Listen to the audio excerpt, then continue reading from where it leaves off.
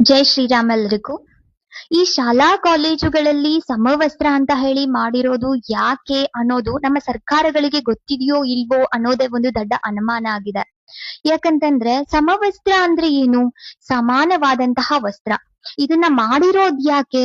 ಈ ಶಾಲಾ ಕಾಲೇಜುಗಳಲ್ಲಿ ಓದ್ತಿರುವಂತಹ ವಿದ್ಯಾರ್ಥಿಗಳಿಗೆ ನಾನ್ ಬಡವ, ನಾನು ಶ್ರೀಮಂತ ಅನ್ನುವಂತಹ ಭಾವನೆ ಬಾರದೇ ಇರ್ಲಿ, ಎಲ್ಲರೂ ಸಮಾನರು ಅನ್ನುವಂತಹ ಮನೋಭಾವನೆ ಅವರಲ್ಲಿ ಇರ್ಲಿ ಅಂತ ಹೇಳಿ ಸಮವಸ್ತ್ರವನ್ನ ಮಾಡಿರೋದು.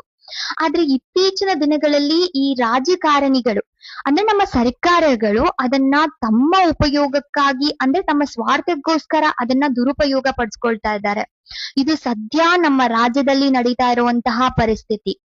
ಯೋಚನೆ ಮಾಡಿ, ಈ ಶಾಲಾ ಕಾಲೇಜುಗಳಲ್ಲಿ ಓದ್ತಾ ಇರುವಂತಹ ವಿದ್ಯಾರ್ಥಿಗಳಿಗೆ ಹಿಜಾಬ್ ಅಥವಾ ಕೇಸರಿ ಶಲ್ಯ ಮುಖ್ಯಾನ ಅಥವಾ ಒಂದು ಒಳ್ಳೆ ಶಿಕ್ಷಣ ಮುಖ್ಯಾನ?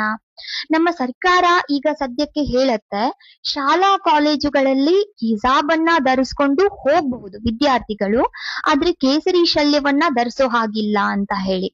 ಆದ್ರೆ ಸ್ವಲ್ಪ ಹಿಂದೆ ನೆನ್ಪು ಮಾಡ್ಕೊಳ್ಳಿ, ಅದು 2022ರಲ್ಲಿ ಬಿಜೆಪಿ ಸರ್ಕಾರ ಇದ್ದಾಗ ಶಾಲಾ ಕಾಲೇಜ್ಗಳಲ್ಲಿ ಹಿಜಾಬ್ ಅನ್ನ ಧರಿಸೋದನ್ನ ಬ್ಯಾನ್ ಮಾಡಿದ್ರು.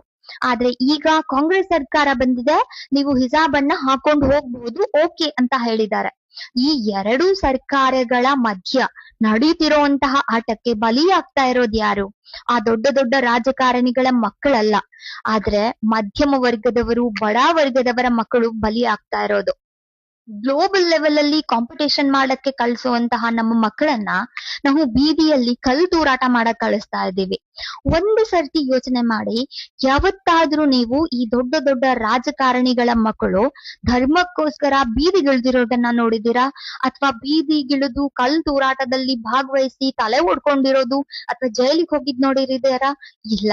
ಆ ದೊಡ್ಡ ರಾಜಕಾರಣಿಗಳ ಮಕ್ಕಳು ಫಾರಿನ್ ಅಲ್ಲಿ ಓದ್ತಾ ಇರ್ತಾರೆ, ಆದ್ರೆ ಈ ಬಡ ವರ್ಗದವರು, ಮಧ್ಯಮ ವರ್ಗದವರ ಮಕ್ಕಳು ಈ ಧರ್ಮ, ಕೋಮುವಾದ ಅಂತ ಹೇಳಿ ಬೀದಿಗಿಳಿದು ಕಲ್ಲು ತೂರಾಟ ಮಾಡ್ಕೊಂಡು, ತಲೆ ಒಡ್ಕೊಂಡು, ಜೈಲಿಗೆ ಸೇರಿ ಕೊನೆಗೆ ತಮ್ಮ ಭವಿಷ್ಯವನ್ನೇ ಹಾಳು ಮಾಡ್ಕೊಂತಾರೆ. ಇದನ್ ಎಲ್ಲಾ ನೋಡ್ಕೊಂಡು ನಮ್ಮ ರಾಜಕಾರಣಿಗಳು ಆರಾಮಾಗಿ AC ರೂಮಲ್ಲಿ ಕೂತ್ಕೊಂಡು ಅಧಿಕಾರವನ್ನ ಚಲಾಯಿಸ್ತಾ ಇರ್ತಾರೆ. ಇದು ನಮ್ಮಲ್ಲಿ ನಡೀತಾ ಇರುವಂತಹ ಪರಿಸ್ಥಿತಿ.